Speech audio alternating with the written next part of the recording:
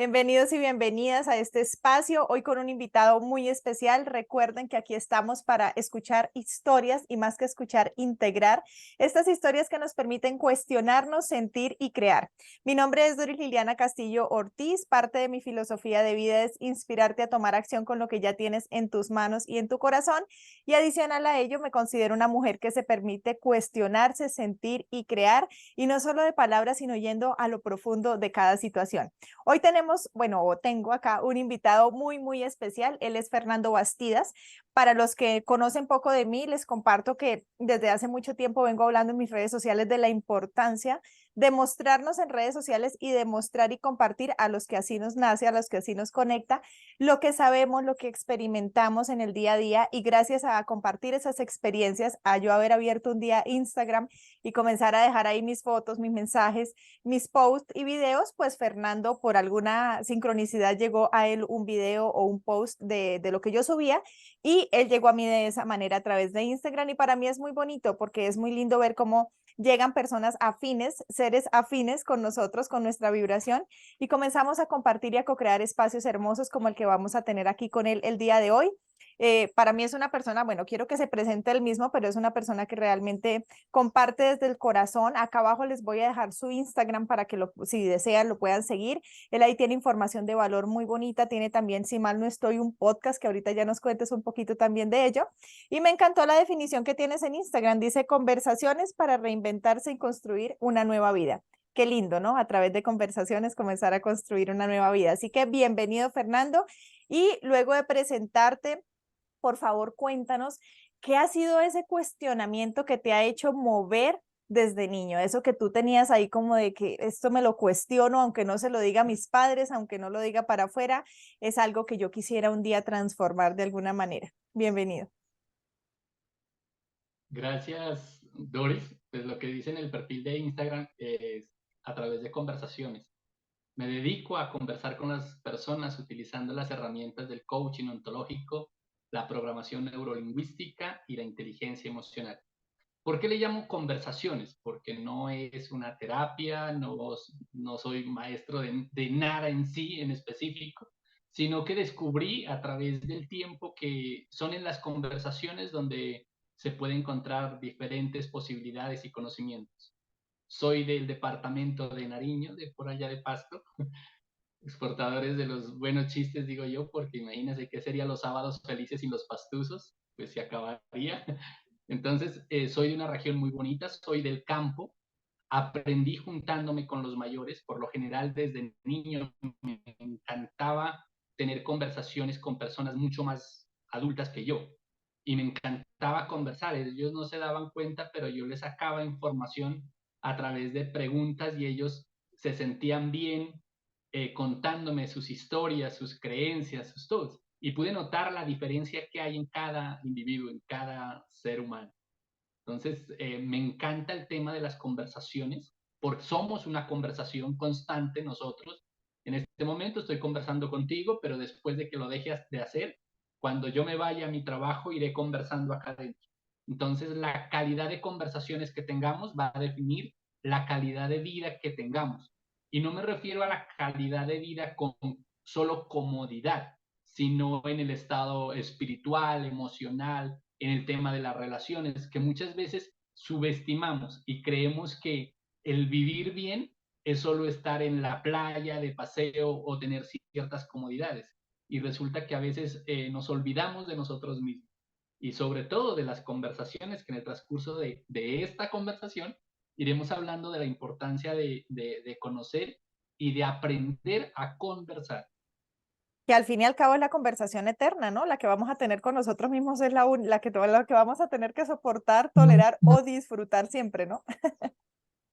Exacto, pero en ningún lugar nos han enseñado a conversar.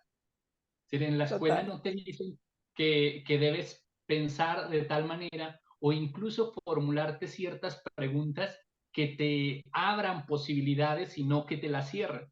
Porque resulta que en nuestro diálogo interno siempre está a base de preguntas y respuestas. Y si hacemos una pregunta negativa, pues la respuesta va a ser negativa. Si alguien dice, ¿por qué será que soy chiquito? Entonces la respuesta va a decir, es que mi papá era chiquito. Y si mi papá no era chiquito, bajito, va a decir es que mi abuelo, es que mi tío, es que la familia, bueno, va a encontrar una respuesta que satisfaga a esa pregunta. Entonces sí hay que tener en cuenta y vigilar qué tipo de preguntas nos estamos haciendo acá en nuestro diálogo interno y sobre todo el tipo de preguntas y respuestas que tenemos con los demás. Wow, me encanta porque definitivamente es el viaje más importante de nuestra vida, ¿no? Yo creo que con esas preguntas, o a menos así lo he vivido, es como comienza realmente uno a responderse a sí mismo dentro sin estar permeado por estas creencias que en ocasiones vienen de los pensamientos repetitivos. Fernando, cuéntanos qué ha sido ese cuestionamiento de niño que tú traías por allá desde muy chiquitito, que te acuerdes, o joven o adolescente, que tú decías definitivamente quiero hacer algo y que de pronto hoy en día a través de un sentimiento profundo lo hayas comenzado a transformar, a estudiar, a compartir, como lo queramos llamar. Pues ven, te cuento un poquito y por qué surgió el tema de las conversaciones y de las preguntas. Resulta que yo perdí mi papá cuando yo apenas tenía 6 meses, no lo pude conocer, o por lo menos no lo conocí, no tengo ningún recuerdo de él. Mi mamá estuvo con nosotros unos 4 o 7 años aproximadamente.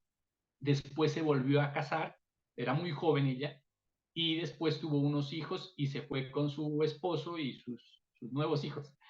Y pues ella me quería llevar, pero yo no quise. Decidí quedarme con mis hermanos mayores que tendrían entre 16, 17 años, los más grandes. Me quise quedar ahí por tener esa libertad, ¿no? De que no hubiera una mamá que me dijera qué debo y no hacer. Pero resulta que ella se va y uno hermano se casa, el otro también, otro empieza a viajar y se van yendo a medida del tiempo, se van yendo uno a uno hasta que quede solo en una casa de campo, ¿sí? En plena soledad. Y esa soledad me lleva a tener una depresión muy fuerte, incluso llegué a estar un tiempo consumiendo alcohol y aunque vivía ahí parecía que nadie se daba cuenta, parecía que nadie notaba mi sufrimiento ni mi soledad. Todavía no había superado el duelo con mi padre porque alguna vez yo me preguntaba eso, ¿por qué a mí? ¿Por qué Dios tuvo que quitarme a mi papá y no me dio la oportunidad de conocerlo? Y también en algún momento, mira lo absurdo que puede llegar a ser las preguntas.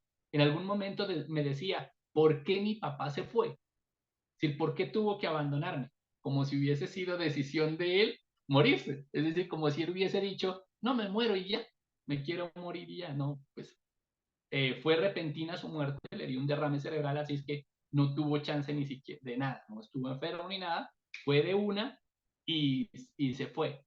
Entonces empecé a consumir un poco de alcohol, a estar deprimido, a abandonarme a mí, olvidarme de mí, incluso hasta de mi cuidado personal. No me peluqueaba, no, ni me aseaba bien, triste. Entonces todas las preguntas que yo me hacía eran negativas. ¿Por qué mi mamá tuvo que casarse? ¿Por qué este tipo se llevó a mi mamá? ¿Por qué tuvo más hijos? Entonces todas las preguntas que hacían eran negativas. Por lo tanto, lo que yo dije hace ratito, mis respuestas también eran negativas. Y eso alimentaba ese estado emocional desagradable que se convirtió en una depresión, al borde del suicidio. Recuerdo un día, y lo recuerdo claramente, que estaba, aparte de tener una fiebre impresionante porque había estado tomando, me quedé acostado en el campo, en un terreno, y resulta que yo me desperté y estaba un sol infernal. Y yo con la boca hacia arriba, estaba quemado, con una fiebre impresionante. Entonces yo dije, ese momento ya fui a buscar a ver si había alcohol en la casa, no había absolutamente nada, y dije, no, me voy a quitar la vida. Ya lo había decidido, ese día estaba totalmente seguro. Pero me hice otra pregunta que hizo un clic y tal vez marcó. Yo dije, ¿quién será la persona que merezca que me vea por última vez? ¿De Y qué me edad puse a pensar, estamos hablando, Fernando? Perdón, ¿qué de edad tenías? 12, 13 años. Wow, niño. Sí. Entonces yo me pregunté, ¿quién se merecerá que diga yo lo vi por última vez? En el inicio no aparecía nada.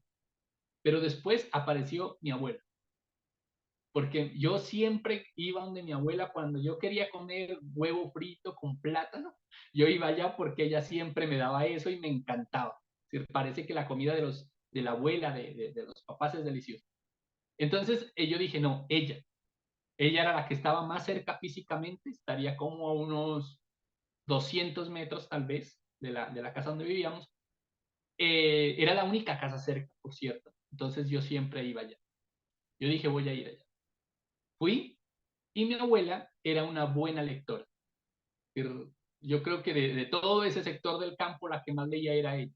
Y la encontré leyendo. Sí, entonces yo dije, bueno, mi abuela me va a encontrar y va a decir, estaba leyendo y él llegó, pensé en ese momento. Pero no contaba con la sorpresa que ella me dijo, mira, lee este libro, porque a ella le gustaba que le leyera, porque ella ya estaba anciana, entonces no podía leer. Y en el capítulo del libro decía, tú eres el responsable de tu vida. Yo dije, ¿cómo? Yo lo cerré con toda la fuerza al libro y no le dije ni siquiera me despedí, se lo dejé ahí y me fui corriendo. Y yo me decía, ¿cómo así que yo soy el responsable de mi vida? Yo no había elegido todos esos acontecimientos que me estaban sucediendo. No había elegido que mi papá se muriera, no había elegido que mis hermanos se casaran, no había elegido que mi mamá pues se fuera a su nuevo hogar. Nada de esas cosas había elegido yo. ¿Cómo es que este personaje viene a decir que yo soy el responsable de mi vida? Entonces, ¿cómo así? Me dice, ¿cómo es que soy responsable y dónde? Entonces yo dije, ¿seré culpable de algo? Y yo decía, no puedo ser culpable de nada. Pero esa pregunta, ese ruidito me quedó haciendo eco en la cabeza y al día siguiente yo fui a que me prestara libro. Y ahí, cuando ya empecé a entender, decía la frasecita que hoy en día ya es común que dice, no son las cosas que nos pasan, es lo que nosotros interpretamos lo que nos pasa. Entonces apareció y surgió otra pregunta. ¿Cómo puedo yo ver diferente eso que me está pasando? ¿Qué debo hacer yo para que mi vida cambie? Entonces, cuando ya dije, ¿qué debo hacer yo para que mi vida cambie? Ese mismo día me bañé, que ya creo que llevaba unos cuantos días sin bañarme, me fui a que me peluquearan y que me cortaran bien bajito porque yo dije, voy a hacer este ritual y hasta el día de hoy lo tengo. Cuando quiero hacer cambios específicos, me bajo el cabello lo más bajito que puedo. Me arreglé, me puse bonito como ahora, me puse bonito y eso, mira, cambió. Y después de que llegué y me arreglé y llegué a la casa y vi un chiquero, literal, una casa de hombre, ¿no? Todo desorganizado, la casa, pues en el campo son grandecitas, ¿no? Entonces había de todo por todos lados. Entonces hice un desorden. Bastó bañarme, bastó preguntarme para empezar a ver lo que antes parecía común y ni siquiera lo notaba. Y desde el coaching hay una frasecita que dice, no vemos con nuestros ojos, vemos con nuestras distinciones. Cuando yo estaba vaciado mi cuerpo, cuando ya quería ver la manera de cambiar mi entorno, mi contexto, empecé a notar lo que había que cambiar. Y tomé una buena decisión que fue por mí. Es arreglarme por lo menos externamente y eso me hizo ver que la casa estaba desordenada. ¿Sí? Qué Y me linda empecé, enseñanza eso. ¿Y te acuerdas el nombre del libro y el autor? no, sé que era de Osho, Ah, porque incluso ok. en un libro lo tengo y sé que era de Osho el libro. Incluso ahora tengo uno bien grandote acá, mire, se llama El libro de los secretos del personaje. No es el mismo, pero es el mismo personaje, Del mismo autor. del mismo autor. Entonces ya empecé a cambiar, empecé a arreglar la casa y encontré un pedazo de periódico que yo no sé por qué llegó allá, porque soy del campo y allá nadie consume periódicos, al menos que sea para envolver una fruta para que madure, pero no porque lean. Pero pues encontré un periódico, un papel con una historia que también está en uno de mis libros y que todo iba encajando. Y la historia es así. Dice que un hombre había tenido un accidente y por alguna razón se lastimó las piernas y fue al médico. El médico le dijo que debía usar muletas. Se compró las muletas y se fue. Y le dijo, pero no las uses más de 3 meses. Es suficiente. Y este personaje fue con sus muletas, se quedó con las muletas y no fue a la consulta a los 3 meses que le había dicho el doctor, sino que fue al año. Y llega el enfermo con las muletas al consultorio y le dice, mire doctor, vengo para que me revise mis piernas, a ver si ya estoy bien. Y el médico le dice, pero ¿por qué traes muletas? No, es que todavía las necesito, no puedo caminar sin ellas. Y el médico coge y le rompe las muletas, se las hace trizas y las tira a la basura. Y le dice, pero doctor, ¿cómo me voy a ir acá? Pues es que esas muletas no las necesitas, debiste haberlas dejado mucho tiempo. Entonces abajo la reflexión decía, ¿cuáles son tus muletas? ¿Cuáles son las muletas con las que supuestamente te apoyas y que porque no crees en ti? Entonces, porque muchas personas suelen necesitar la aprobación de los demás para poder hacer lo que ellos quieren hacer. Incluso hasta en la ropa, ¿no? Ay, ¿me queda bien esto? ¿Será Yo que me lo gradué compro? en eso, Fernando. Tengo Sí, honores de graduación de estar en esa situación. sí, no, y suele pasar, y esa historia la sigo contando porque tiene mucha enseñanza dependiendo de dónde se las vea. Entonces yo dije, wow, me empecé a preguntar ahora, ¿cómo cambio mi historia, mi contexto, mi entorno? Y ahora me empecé a preguntar cuáles son esas muletas que yo tengo. Entonces aparecieron otras veces las preguntas. Es que estoy solo, es que no tengo papá, yo había dejado de estudiar, no fui a estudiar, no quería, estaba tan deprimido, tan triste, que simplemente dejé de ir a estudiar.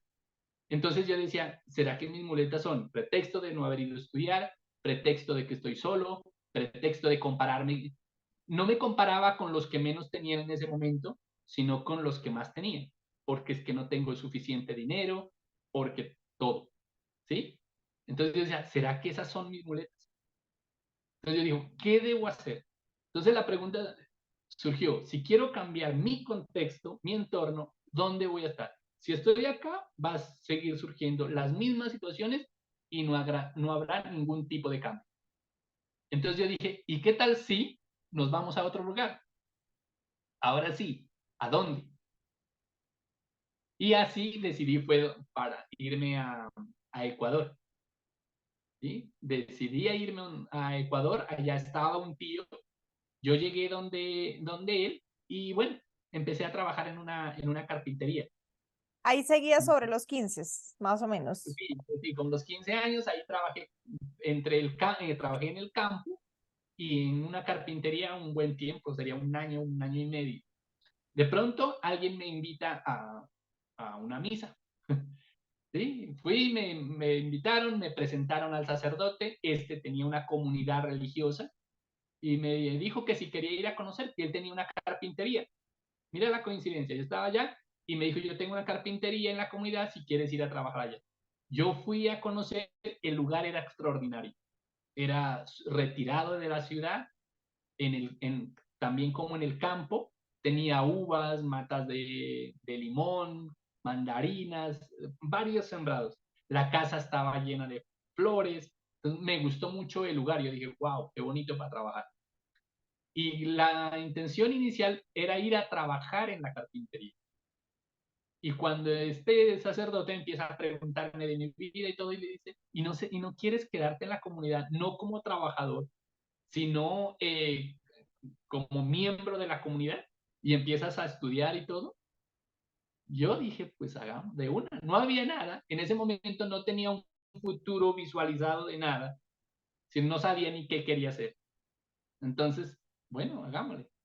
Y me quedé ahí, ya empecé a trabajar, ahí ya no ganaba. Dejé de ganar, ya la comunidad tenía que trabajar, hacer lo mismo, pero sin ganar. ¿Sí? Sin Igual tenías ganarme cubiertas tus necesidades, pues el techo, la comida, lo básico. todo tenía ahí. Eso era lo chévere, que ahí tenía todo. Y la ventaja era que tenía la oportunidad de estudiar, de recibir clases, ¿sí? aparte de. Entonces, clases de filosofía. En las noches había una sala en la comunidad de televisión y había otro lugar donde había una biblioteca.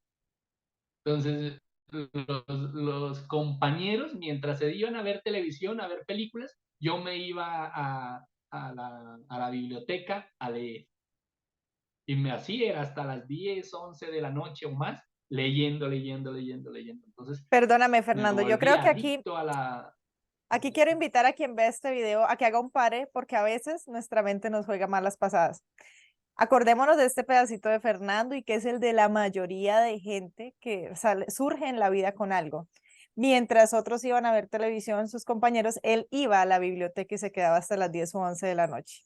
Este es un detallito que muchos omitimos cuando estamos desde el victimismo, o al menos lo digo desde la experiencia propia, y es que nos vamos hacia los logros de la persona, pero no escuchamos cuántas piedras tuvo en el camino o qué diferenciales tenía en su vida.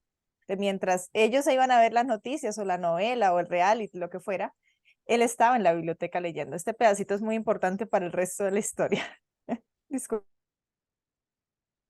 Ahorita que dices el tema del victimismo, te cuento que el fruto de la depresión fue el tema de comprarme ese papel de víctima, ¿sí? Y eso suele suceder. Entonces, a mí me sirvió las conversaciones y las preguntas y por eso las promuevo tanto. En estos días alguien me decía, oye, ¿yo qué puedo aprender en una conversación contigo? Ah, no sabes las preguntas que te voy a hacer para que hagas un clic y te des cuenta que tienes una cantidad de paradigmas, de creencias, de respuestas que no te convienen, ¿sí? Y uno no se da cuenta. Cuando uno está en una conversación rutinaria, sin hacerse las preguntas adecuadas, ni siquiera se puede ver a algo que incluso esté enfrente, ¿sí? Y yo a veces me pregunto, ¿cómo puedo ver más posibilidades ahora? Siempre estoy en esa constante. ¿Qué es lo que debo hacer? ¿Sí? Y ahí surgen, el cerebro dice, pues hagamos esto, esto y esto aparece. Habrá algunas cosas que no las note porque seguramente no me esté haciendo las preguntas que debo hacerme, pero siempre me estoy preguntando cuáles son las preguntas que debo hacer. Bueno, entonces yo leía, estuve en la comunidad aproximadamente 3 4 años, 3 y medio aproximadamente, y un día decidí retirar. Dije, me gustaba porque se hacían muchas actividades de misión, aparte que la comunidad es comunidad de misioneros de Cristo sacerdote. Entonces, lo chévere era que uno siempre se estaba trabajando y en misiones, ¿sí? Pero entonces, en tanta lectura, y a veces que yo me camuflaba libros que incluso estaban prohibidos, entonces, que no se deberían leer, y se dije, no, esta no es mi creencia, yo no pertenezco aquí, no voy a cumplir. Yo ya sabía que no me iba a regir a esas reglas. Entonces yo dije, no, ya hubo un tiempo en que la información que me estaban dando allá, en vez de agradarme, me estaba incomodando, ya no iba con esas creencias.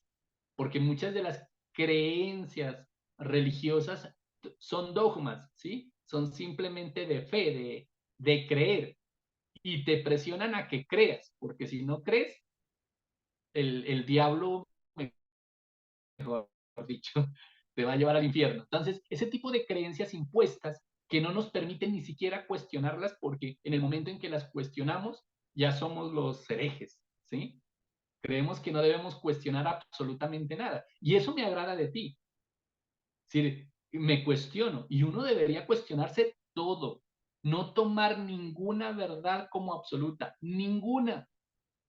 En este momento decimos que la Tierra es redonda, por el momento, ¿sí?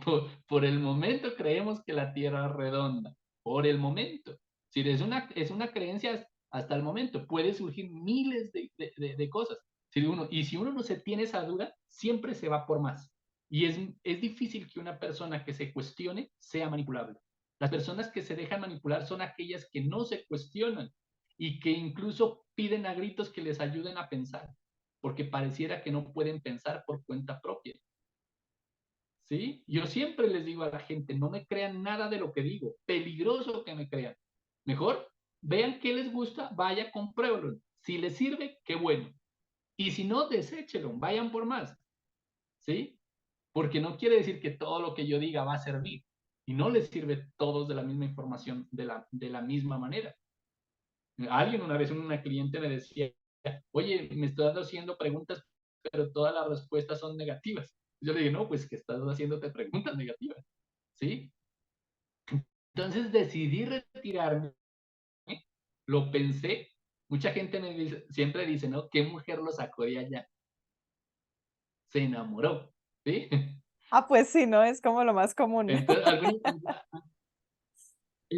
es lo más común y te cuento que yo en ese momento no, ni lo pensaba siquiera, no estaba en mi conversación el tema de mujer o me salí, no, era mi propia cabeza, mi propia conversación que dije, no estoy de acuerdo con estas creencias, no estoy de acuerdo con esto, me retiro porque necesito ir a buscar más información, ¿sí? Después salí de ahí y me empecé a trabajar con una empresa de capacitaciones donde dábamos conferencias. Gracias a la comunidad aprendí a hablar en público. Entonces no tenía miedo, ya lo había perdido. Y eso me sirvió para hablar cosas.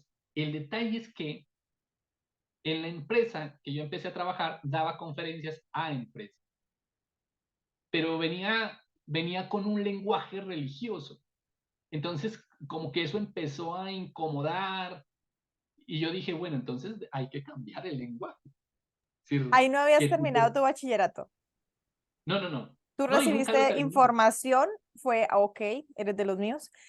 Tú recibiste información, fue en la comunidad religiosa, sin embargo, leías y te documentaste y te educaste, pero no era porque tú eras titulado del colegio. No, no, no, no, no, nada de eso. O sea, te Sí, quedaste con nada de la eso. Yo, primaria, pues porque en otros sí, países la secundaria se interpreta diferente. En este caso estamos hablando de los primeros años de la infancia, que es la primaria. Acá en Colombia se le llama bachillerato o secundaria, se le conoce en otros países. Esa fue la que no hiciste ahí. Ok. claro, el estudio que yo recibí en la comunidad era netamente religioso, ¿no? Es decir, historia de la Biblia, filosofía, hablar de Jesús de una manera así bien limitada, porque lo que se conversa en las culturas religiosas de Jesús sobre todo es muy limitado. Al pobre lo minimizan una cosa impresionante. ¿Sí? Incluso alguna vez me leí yo un libro que se llama Este no es el evangelio que yo quise enseñar. Y habla de la manera en que malinterpretamos este personaje tan grandioso. Bueno, entonces yo dije, bueno, había que cambiar el lenguaje, había que cambiar esa creencia porque las empresas no necesitaban un religioso que les diga, ni que los ponga a rezar, ni que les haga creer eso. Es decir, a la empresa le gusta es que la gente produzca y ser productivos y ver esa producción en dinero. Entonces decidí empezar a capacitarme en temas de programación neurolingüística, de coaching, de inteligencia emocional, y eso ya me empezó a gustar.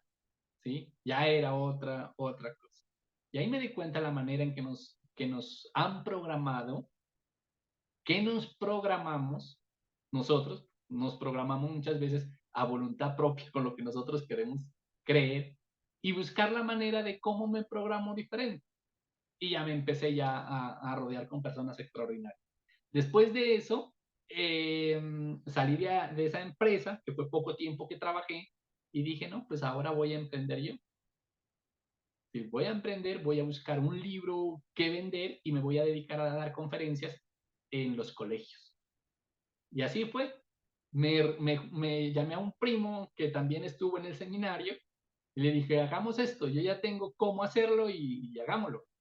Entonces, empezamos a visitar todos los colegios en Ecuador, en Nariño, en todas partes. Y wow, nos estaba yendo espectacular. Bueno, por alguna razón también él se casó y eso ya cambió muchísimo el ritmo de trabajo. Dejamos Todos de los hacer que eso estaban y a tu alrededor se casaban y se iban. yo dije, ¿qué les pasa? No se casen.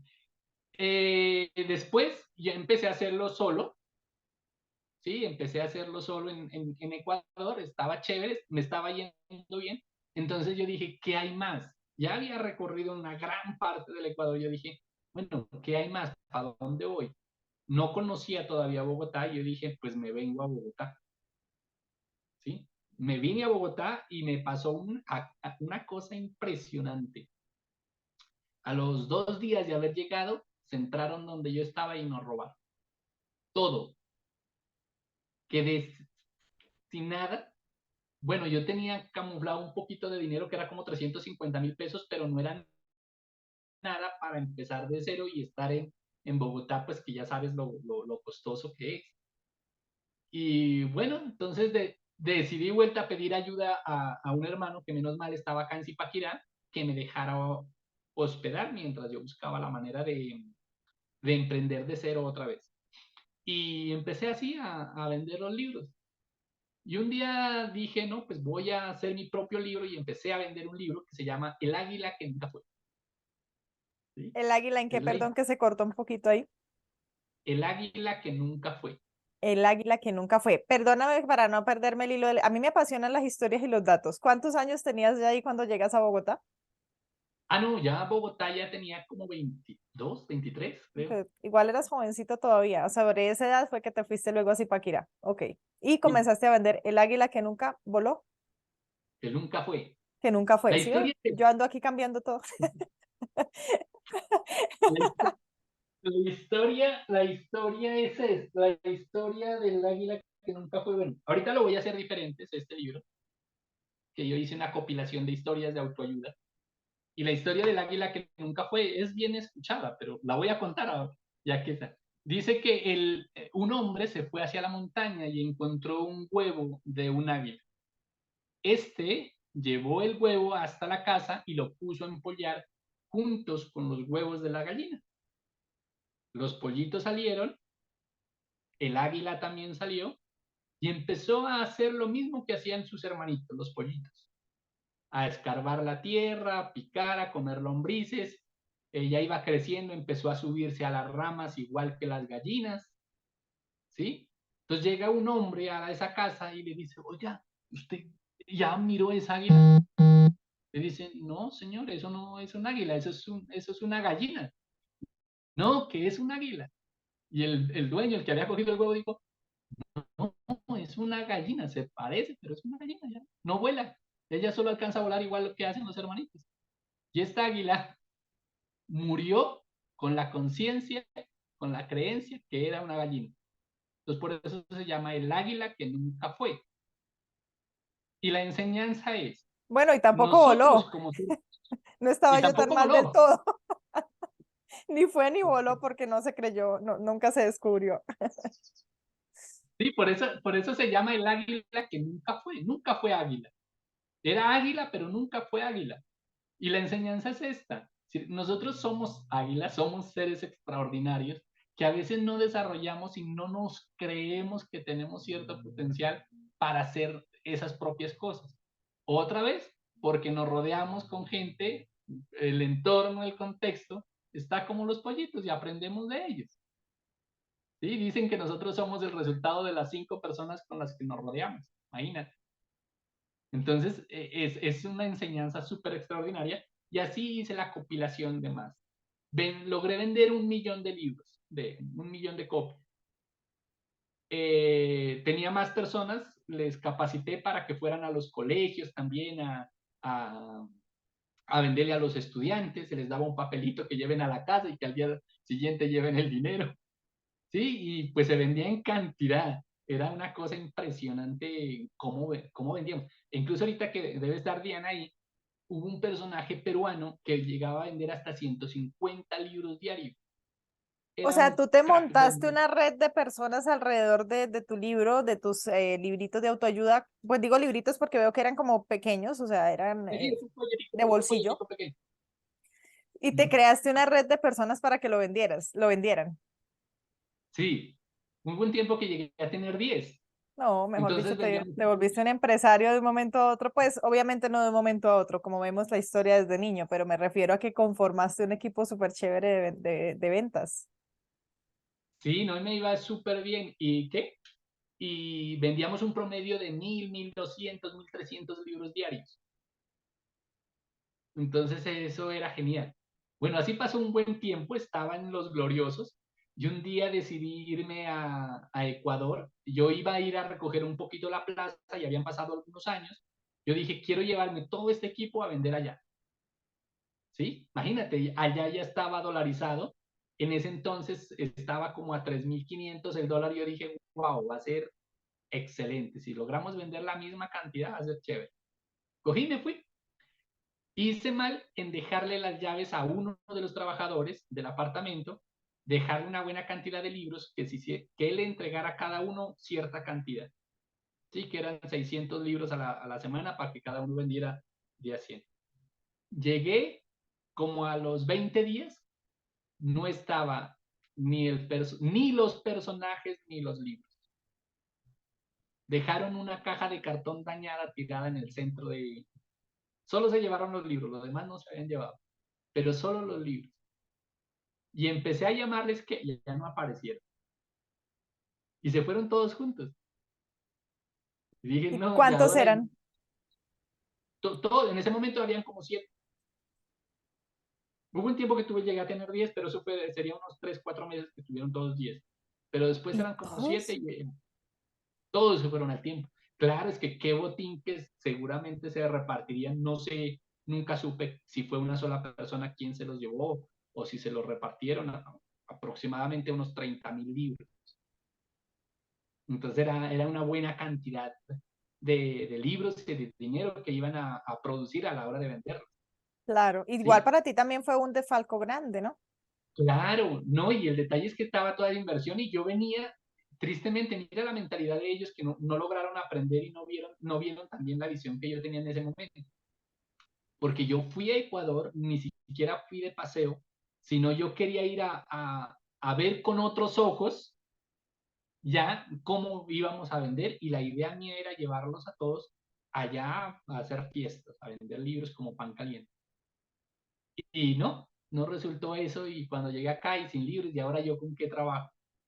Menos mal que fui a la imprenta donde lo hacían y yo le dije, miren, no tengo el dinero suficiente para esto, entonces si me da el crédito y yo los vendo. Entonces ya empecé otra vez a imprimir libros y ya empecé solo. Después de eso me enfermé, empezó una racha de muchos años enfermo. Me dio peritonitis. Sí, yo estaba solo en ese momento en Bogotá, un amigo me ayudó a firmar los papeles de allá para la cirugía, bueno. ¿Y qué? Y ahí empezó vuelta, harto tiempo estuve enfermo, sin trabajar, sin hacer nada. Después de eso ya me recuperé otra vez, volver a empezar. Después de eso, vuelta me dio una obstrucción intestinal.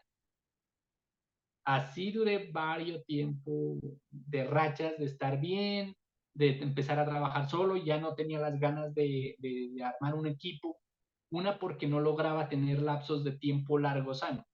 Siempre me daban cosas y eso aparte que me bajoneaba, me desequilibraba demasiado feo económicamente, porque cuando me dio la peritonitis fue súper terrible.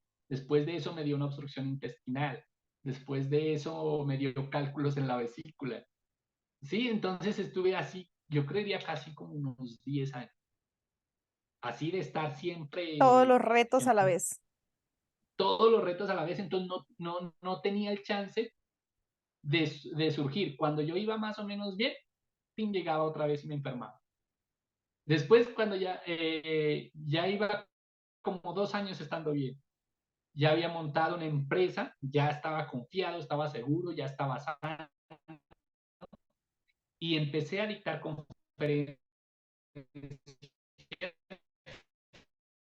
también más, ya había estudiado coaching ontológico, entonces eso me abrió muchísimo. Tenía sesiones personalizadas todos los días con diferentes clientes, eso es muy bueno, muy rentable. Y llega la pandemia. En el mejor de los momentos. La empresa consistía, se llamaba, en juntar empresarios para darles capacitaciones constantes y adicional a eso tener sesiones personalizadas. Es decir, ya estaba garantizado mi futuro laboral con eso, porque una era algo que me gustaba, que ya venía haciéndolo, ya era un poco más profesional, con una conciencia más empresarial, más estructurada. Y bueno, llegó la pandemia. Y llegó la pandemia, estábamos en cuarentena, salí a caminar al parque y me encontré un perrito. Me di cuenta que este perrito no era de la calle. Se notaba que era un perro de casa, porque estaba así bonito, bañadito, estaba bien. Y yo me quedé un buen rato en el parque esperando a que apareciera el dueño y no apareció. Entonces así es que yo decidí llevarlo a la casa. Le tomé fotografías, lo publiqué en redes sociales a ver si parecía el dueño y no apareció. Entonces, como ese día estábamos encerrados ya en cuarentena, salía a la calle con el perrito y resulta que llegan dos tipos en una moto y me piden el teléfono. Entonces yo se lo pasé y cuando el man me lo recibió me pegó un tiro en todo el estómago. Entonces eso dañó Pero tú no muchísimo. pusiste resistencia en ningún momento. No, no, yo siempre tenía esa concepción. Y a mí no, una que no soy apegado, otra que no me afecta eso. Es decir, yo se lo entregué y ya, normal. Era un teléfono. ¿Y qué? Y dañó muchas partes de mi estómago. Entonces estuve un mes y medio en coma. Cuando No. me desperté, ay Dios mío, era terrible. Me desperté súper mal, entubado, súper delgado, con el estómago estaba abierto, literalmente abierto, viéndome las tripas. Y así estuve otro mes y medio en el hospital, salí 3 meses en el hospital, ¿Y quién estaba salí, pendiente de ti en ese momento? mi ¿Nadie? esposa. No, no, no fue mi esposa. Ah, Mi esposa. ah, No, bueno, ella es que tenía que... esa parte no la contaste. Es que son muchas historias para un solo video, No, son muchas definitivamente. historias. Toca ir reduciendo, toca ir Bueno, saltando. en el camino apareció una esposa. Como por arte de magia apareció una Finalmente esposa. te casaste como tus hermanos. Sí, sí, no, sí, llega, debía hacerlo. Ah, ¿Y ok. qué? Y tuviste Y hijos ella, también. sí, sí, sí. Y ella me cuidaba porque cuando ya regresé a la casa, tenían que hacerme literalmente todo, Todo. porque no podía caminar. ¿Y cómo fue esa Tuve que, experiencia en el coma? ¿Tuviste algo de experiencias o estabas totalmente ido en ceros? pues primero iba en cero, no tuve nada, pero después empezaron a surgir una cantidad de sueños súper extraños, que yo si me los hubiesen contado antes no los hubiese creído, eh, hubiese cuestionado, y a veces me cuestiono, ¿esto que escuché será fruto de mi imaginación o de verdad este era el mensaje que yo debía recibir? Pero de verdad que eso sí es para un libro completo o para un live completo acerca de los sueños, Ese porque es live me otra encantaría información. porque ese tipo de cosas a mí me apasionan y me encantan y yo creo mucho en ese tipo de lo que mucha gente llama supersticiones o ilusiones o imaginaciones, que yo sé que sí son verdad y en esas experiencias como en la que tú estabas es donde yo he escuchado más historias de despertares de las personas sí, literal de despertar en el aspecto de ver más allá de lo aparente que nos enseñan desde la mente racional. Así que va a quedar agendado, pero no te interrumpo más ahí para que termine, que nos queda pendiente el episodio de mientras estaba en coma. Listo, entonces cuando ya me desperté empecé a tener esos sueños con mensajes súper extraordinarios, extraordinarios. Desbarataron toda la estructura, toda literal, la estructura del conocimiento que yo había almacenado tantos años de tanta lectura. Los derribaron, quedaron en cero, porque la información era wow. Entonces ahí empecé a preguntarme, ¿qué era lo que yo estaba hablando antiguamente? ¿Qué era lo que yo estaba enseñando? ¿Sí? Y me desarmaron todo. Entonces yo digo, no, es que ahora ya me da pena compartir eso que compartía porque me acabo de dar cuenta que no era por ahí. Y hubo un momento, dije yo, nunca más me voy a parar ni en público ni a hablar con la gente. Lo había decidido. Lo había decidido, estaba ya que estaba súper mal. Imagínate, en la casa me tenían que bañar, en la cama tenían que limpiarme, tenían todo, hacerme todo. Ahí con el tiempo aprendí a salir en el caminador, en un caminador acá en la casa, y tardó mucho tiempo ahí, en medio recuperar. Después de eso estuve como casi 2 años con el tema de la colostomía y una fístula. y tenía varias cosas abiertas acá en el estómago, que esas cosas se me despegaban, me quemaba el entorno de donde estaban las bolsas, mi estómago está como si me hubiesen puesto agua hirviendo, era terrible. Solo acá en la casa, sin poder siquiera salir, sin hacer nada, y cuestionándome, cuestionándome lo que creía y todo. Y una vez escuché, una vez que estaba como también triste, escuché, me acordé de uno de los sueños, y que era del lenguaje. Es decir, todo es el lenguaje. Y cuando yo dije, ¿qué puedo decir del lenguaje? Y ahí fue el primer video que grabé, que tú lo viste. No sé si te diste cuenta ¿qué? El videito que subí en estos días, que tú decías cuánto has cambiado. Y ahí había pasado como Te unos 6 meses. veías completamente diferente. Vayan a Instagram y miran. Estás de hecho, está dentro de tus primeras publicaciones. Pues de las últimas ¿Y que has qué? hecho ahorita. ¿Y qué? Y ajustes hablé sobre el lenguaje. Y yo dije, me voy a reprogramar. Y entonces empecé a hacer ejercicios de lenguaje, a hacer meditaciones, visualizar mis células sanas, y en la recuperación fue una cosa extraordinaria. Pues ya había pasado momentos duros, ¿no? Pero desde ahí empecé a hacer ejercicios, a meditar, a visualizarme sano, a tener conversaciones más productivas y listo. Y se logró que me hicieran la cirugía que después iba a ser complejo, la de cerrarme el estómago, que los cirujanos me metían muchísimo miedo. Y yo dije, no, lo que tenga que suceder, ya le había perdido el miedo a eso. ¿Sí? Y también, imagínate que después de que me hicieron la cirugía, también me volvió a dar un malestar, a vomitar, no podía hacer del cuerpo por donde debía hacer. Fui al hospital y tenía COVID, como a los 20 días que me hicieron la cirugía. Yo dije, ¿qué pasa, muerte? Como que la muerte se había enamorado de mí y yo no le estaba correspondiendo.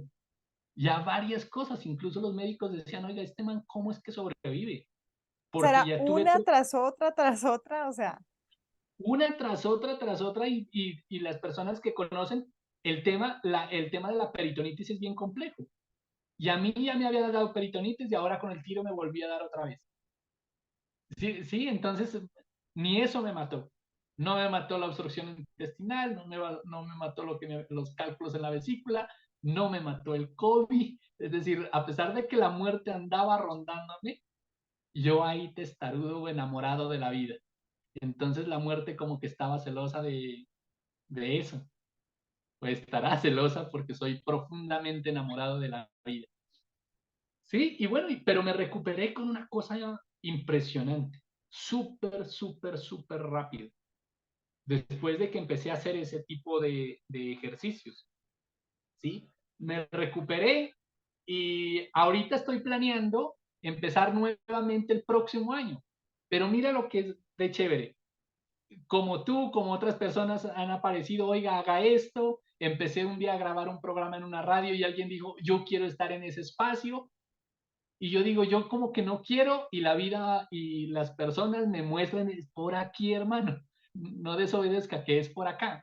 y eso es algo ¿Sí? que yo siempre le digo a las personas que se acercan a mí cuando dicen, ¿y cómo empiezo y por dónde empiezo? Pues es que no sé qué decir. Y yo siempre les digo, es que uno nunca sabe qué decir realmente. Esa certeza se la da a uno la gente ahí afuera. Cuando uno habla, cuando uno escucha y comparte lo que tiene en su corazón y con lo que tiene en sus manos en ese momento, la misma gente te va diciendo. O sea, es que es el cliente ideal. Yo no estoy de acuerdo con el marketing de buscar el famoso cliente ideal, el famoso avatar antes de iniciar un negocio, porque para mí mi experiencia ha sido durante el proceso de tomar acción con lo que uno ya sabe poco o mucho, empezar y ahí en el camino te va saliendo, o sea, mira qué te está pasando, o sea, te van llegando, te van invitando y cuando menos te des cuenta apareces en ese rol. Pero te quería hacer una pregunta. ¿Qué emoción te está moviendo? Porque veo que lo estás creando. Claro, tú ya habías creado algo antes, pero ahora que estás volviendo a reinventarte nuevamente luego de todos esos cuestionamientos y nuevos aprendizajes que yo creo que muchos que tu alma te dio a través del coma y de la enfermedad, que ya luego nos contarás, para mí eso es fascinante, esos temas. ¿Qué sentimiento profundo te está moviendo ahora a tomar acción? ¿Qué propósito, qué sentido de vida te está llevando a que ahora estés decidiendo volver a compartir esto que para todos nosotros es muy importante porque definitivamente son grandes enseñanzas, grandes lecciones de vida? El amor, El amor, el amor, el amor, el amor, el amor, el amor. Una de las enseñanzas, te voy a compartir lo que aprendí en los sueños, pedacitos, y después lo ampliaremos más. Pero tú me hablabas de 3 cosas posibles a compartir, y aquí van. Una de ellas es el amor. Todo, si tú ves donde quiera que veas, incluso ahí donde estás, vas a ver una manifestación del amor. ¿Sí? Todo, yo aquí al frente tengo unos cartuchos que le traje a mi esposa, es una manifestación del amor. Tú sales y ves las flores, el campo, las nubes, la lluvia, una mamá caminando con su hijo, alguien dándole de comer a las gallinitas, a los animales. Eso es amor. El universo es amor. Es impresionante la sincronicidad que tienen los planetas para que todo tenga un perfecto orden. Si uno de los planetas se quedara quieto, todo el universo se distorsionaría, pero no es así. Todo, todo está en perfecta sincronía. Y eso solo es el resultado del amor. Entonces yo digo, buscar la manera de ser amor en acción. Cuando tú dices, por ejemplo, el tema del avatar, del cliente y de esas cosas, cuando tú das con amor, todo mundo se te vuelve tu cliente. Todos, todos, todos. Porque a veces la gente, mira, te cuento mi experiencia, ni siquiera está buscando conocimiento. A veces el amor o a veces solo la escucha activa es suficiente para que la persona sane emocionalmente e incluso hasta física. Mire, en estos días tenía una consulta con alguien que era un tema súper ajeno a la salud física y me decía, Fer, yo ya no siento dolor de nada. Desde ese día que empecé a hablar, me siento súper plena y súper bien. Y no fue por ese tema. Decía, es increíble cómo me he sentido. Y yo decía, wow, qué bonito que puedan percibir el amor que está en ellos, porque simplemente que se den cuenta que son amor en acción, que el amor habita dentro de ellos y ya, y que en el amor se encierra todo.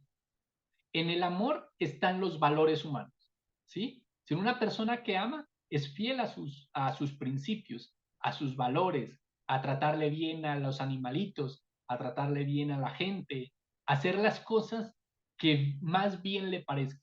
Y no por hablar del bien, porque yo también tengo esa idea de que no hay ni bueno ni malo, ¿sí? Sino que desde el amor se hace cosas que benefician al resto. Es decir, las personas que le hacen al mundo es por falta de amor, de que les hayan dado y de dar. Los que han hecho las guerras son el resultado de eso. Las personas que aman hacen cosas bonitas. Pueden hacer una cosa súper sencilla, ¿sí? Como las mamás cuando preparan los alimentos. Dicen que el ingrediente secreto es el amor, ¿sí? Entonces, el amor es wow. Lo segundo es aprender a reconocernos a nosotros mismos. Es increíble cómo nosotros somos tan indiferentes con nosotros.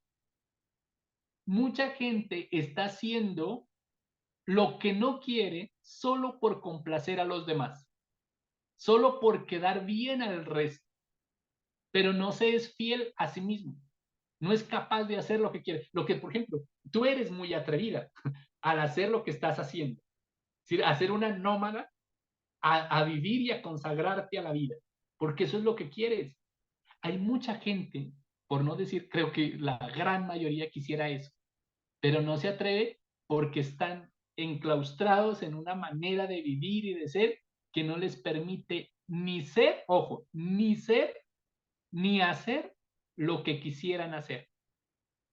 Entonces, aprender a reconocernos a nosotros como una creación extraordinaria, independientemente si se cree en lo espiritual o no, somos extraordinarios.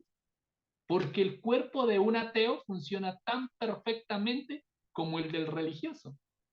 El corazón le late, la sangre le fluye por su cuerpo, puede ver, puede escuchar, le crece el cabello, está perfecto. Entonces, incluso en medio de todo eso, el cuerpo es un maravilloso milagro. Y no solo eso, tener la capacidad de tener esa conciencia de poder crear e interpretar la realidad, porque la realidad es individual.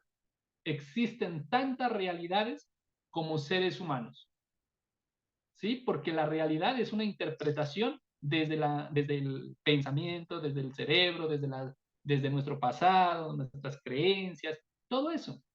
Lo que yo te decía hace rato, no vemos las cosas como son, sino como nosotros somos. Esa es la realidad. Y cuando aprendemos a reconocernos lo grandioso que somos, es inevitable no amarse. ¿Sí? Imagínate cuando yo estoy frente al espejo.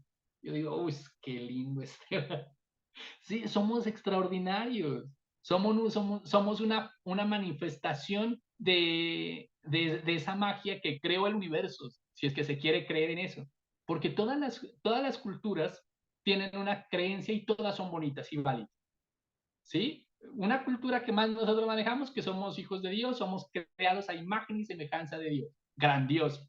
Buda, que todos somos una unidad, ni siquiera estamos separados, sino que somos una unidad, no hay nada separado de nada, todos pertenecemos a un cuerpo del universo, o de Dios, si se quiere llamarle así, todos somos una unidad.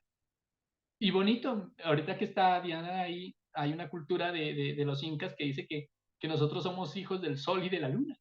Imagínate, entonces cualquier creencia es bonita y nos hace ver lo grandioso y lo extraordinario que somos.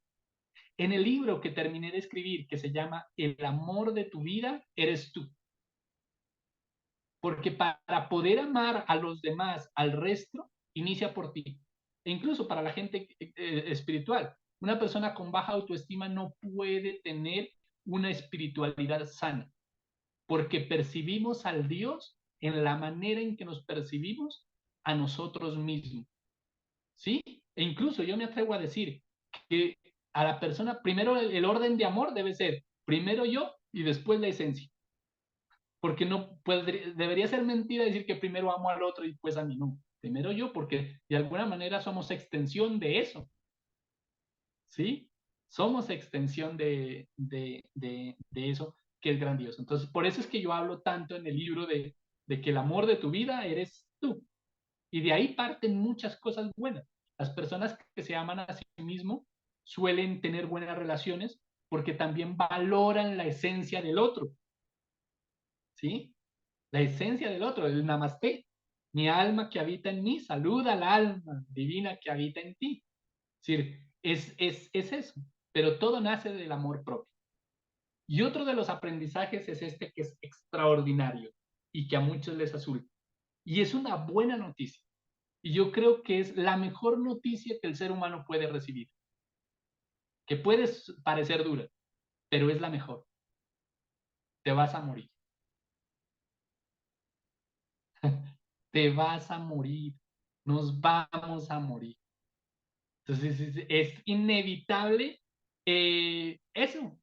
No podemos evitarlo, por más que consumamos alimentos, no, hasta el momento no hemos conseguido la idea de ser eternos.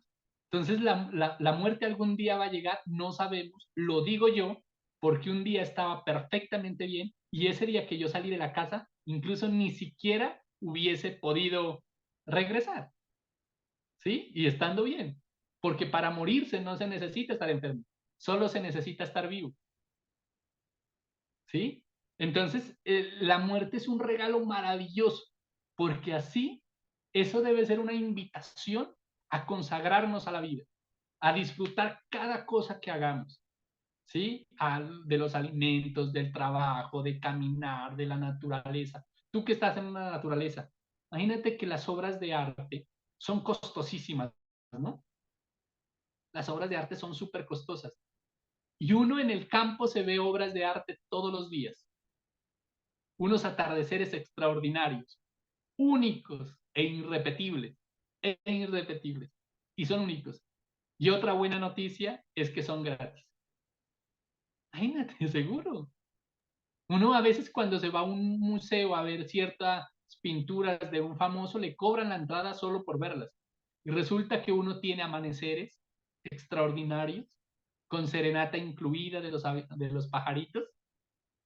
Al mediodía, el azul del cielo, el sol alimentando las plantas, porque nos comemos el sol también cuando consumimos alimentos, los atardeceres que enamoran para las parejas, entonces es extraordinario. Pero si uno no se disfruta eso, estando vivo, sabiendo que uno va a morir, que no va a estar, pues no, es que hay que, de verdad, eso hay que vivir la vida de una manera consagrada y sagrada y poéticamente, digo yo, hay que vivir la vida poéticamente. Y eso, yo creo que en esas estoy ahorita, me estoy preparando para venir con esta nueva información gracias gracias al accidente, gracias al accidente. Sí, creo que eso me ayudó a aprender muchísimas cosas, no fue en vano, sí, pues, lo reinterpreté de una manera tan positiva que hoy en día digo, wow, qué lección tan extraordinaria que me dio la vida. Sí, me enseñó muchísimo.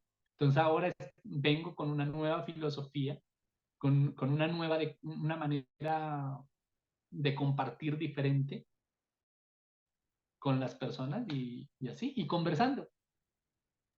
No que yo pudiera poner una cantidad de cosas en mi perfil y venderles cosas porque hasta me considero buen vendedor, pero no quiero ser eso como la especie de manipular nada de eso.